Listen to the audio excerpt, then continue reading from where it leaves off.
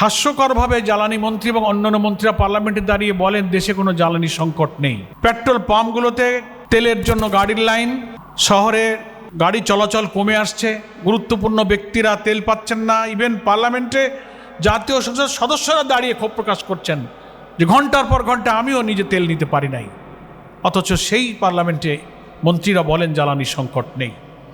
সার সংকট এই জ্বালানি থেকে তৈরি হচ্ছে। কৃষি আধুনিক যন্ত্রপাতি, এখন ফসল কাটা, ফসল তোলা, মাড়াই করা, প্রত্যেকটি জায়গায় আধুনিক যন্ত্রপাতি ব্যবহৃত হচ্ছে, যার জন্য জ্বালানির প্রয়োজন।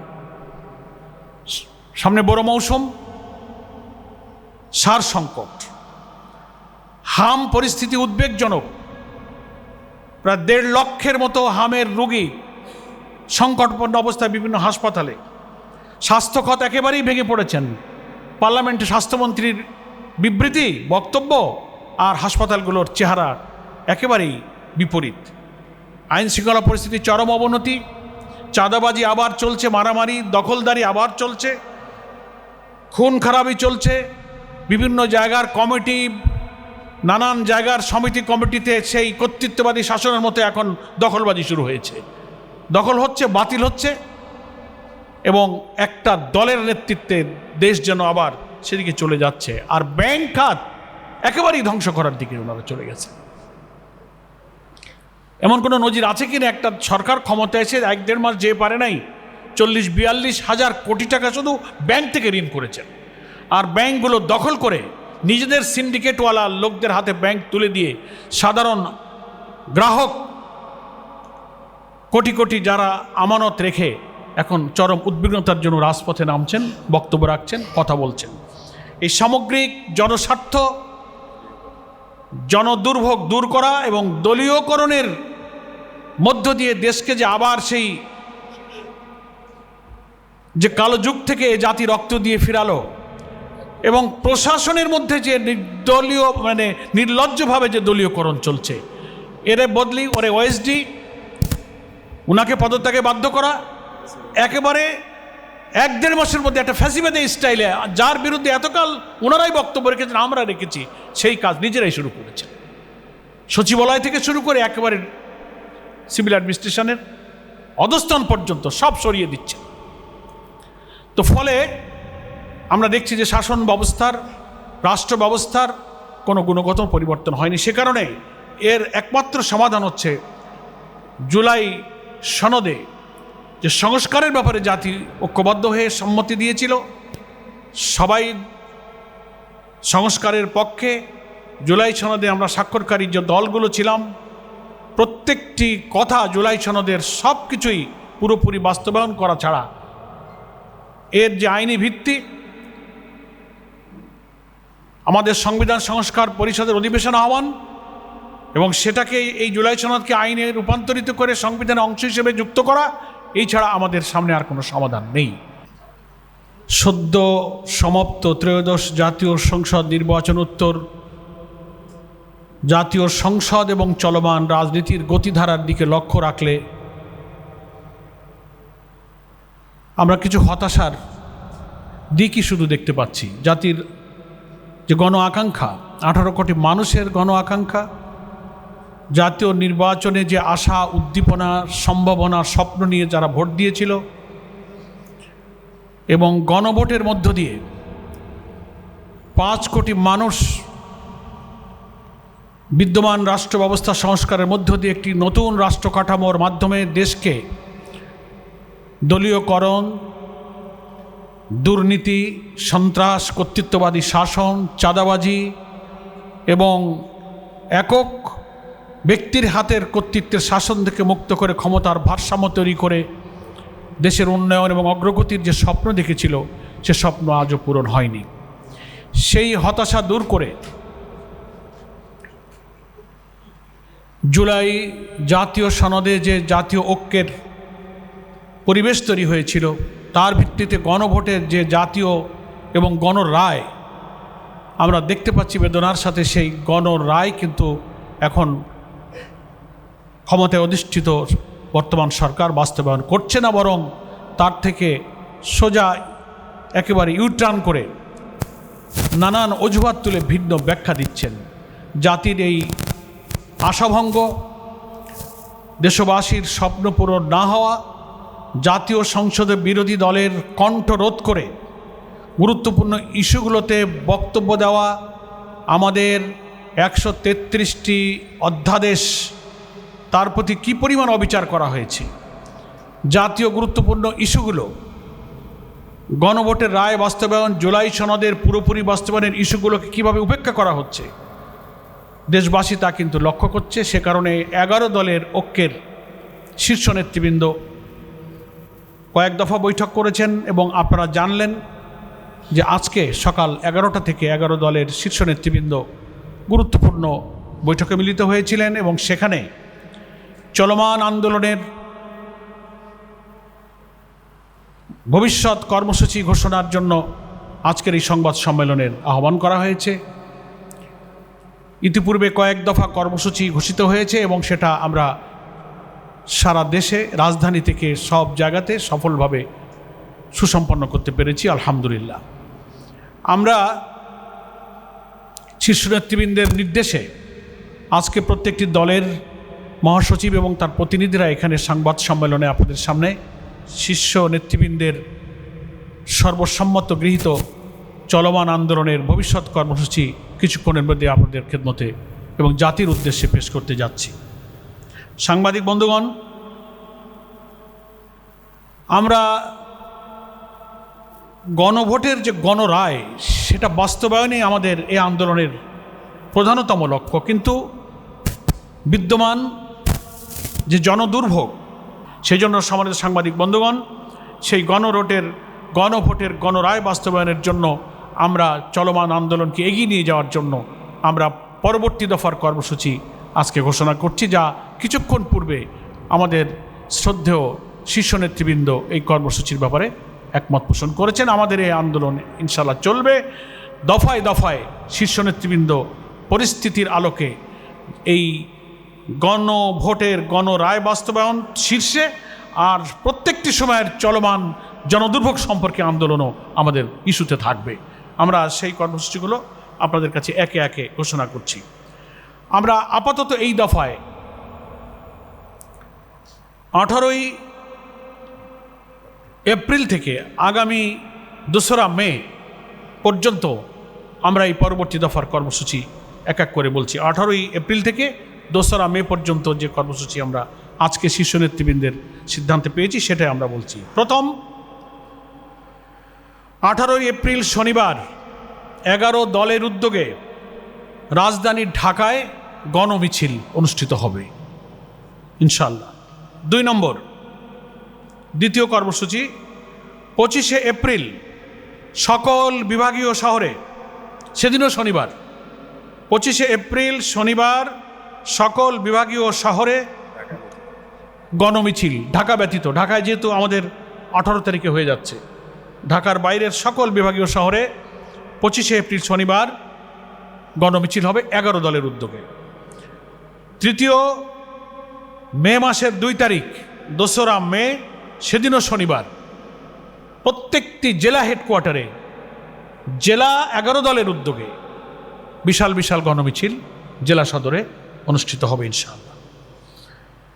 এবং 18 থেকে 2রা মে পর্যন্ত এই যে মাঝখানের দিনগুলোতে প্রত্যেকটি বিভাগীয় শহরে এবং গুরুত্বপূর্ণ জেলা শহরগুলোতে সেমিনার অনুষ্ঠিত হবে গণভোটের রায় বাস্তবায়নের দাবিতে। তাদের সৃষ্ট যে রাজনৈতিক সংকট, সংবিধানের অপব্যাখ্যা এবং জাতীয় সংসদে বিরোধী দলের দাবি, তাদের নোটিশ, সব কিছু উপেক্ষা করে কর্তৃত্ববাদী শাসনের দিকে যে দেশ ধাবিত হচ্ছে তার বিরুদ্ধে বিদগ্ধ প্রবন্ধকাররা প্রবন্ধ লিখবেন, বিদগ্ধ আলোচকরা আলোচনায় অংশ নেবেন।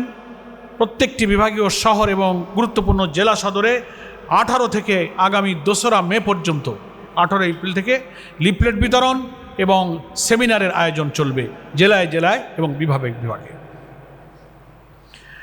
এর পরবর্তী ধাপে এই কর্মসূচির পর আমরা শীর্ষ নেতৃবৃন্দের কাছ থেকে সিদ্ধান্ত পেয়েছি যে বাংলাদেশের প্রত্যেকটি বিভাগীয় শহরে 11 দলের উদ্যোগে সেই বিভাগের অধীন সমস্ত জেলার 11 দলের যৌথ সহযোগিতা এবং ব্যবস্থাপনায় বিশাল বিশাল সমাবেশ অনুষ্ঠিত হবে বিভাগীয় সদরগুলোতে এই 2রা মের পর থেকে। সেই শিডিউলটা আমাদের লিয়াজো কমিটি অবিলম্বেই বসবেন এবং তার সুনির্দিষ্ট তারিখগুলো ওনারা ঘোষণা করবেন। 12টি সিটি কর্পোরেশন এবং বিভাগীয় সদর মিলে এই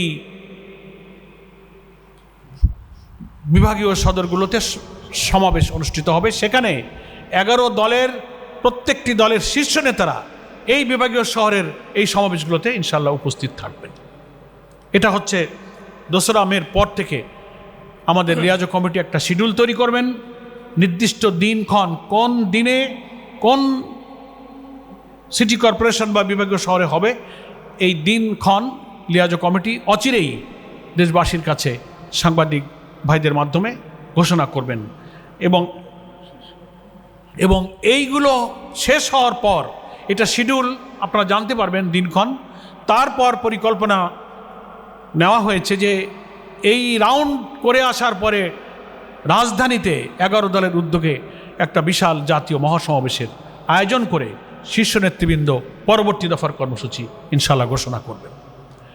আমি আশা করি আপনাদের কাছে আমাদের আজকের 11 দলের শীর্ষ নেতৃবৃন্দের সর্বসম্মত চলমান আন্দোলনের পরবর্তী কর্মসূচিগুলো ঘোষণা করতে পেরেছি। যদি কারোর কাছে অস্পষ্ট থাকে আপনারা প্রশ্নের মাধ্যমে পরিষ্কার করে নিতে পারবেন। আপনাদের সকলকে ধন্যবাদ।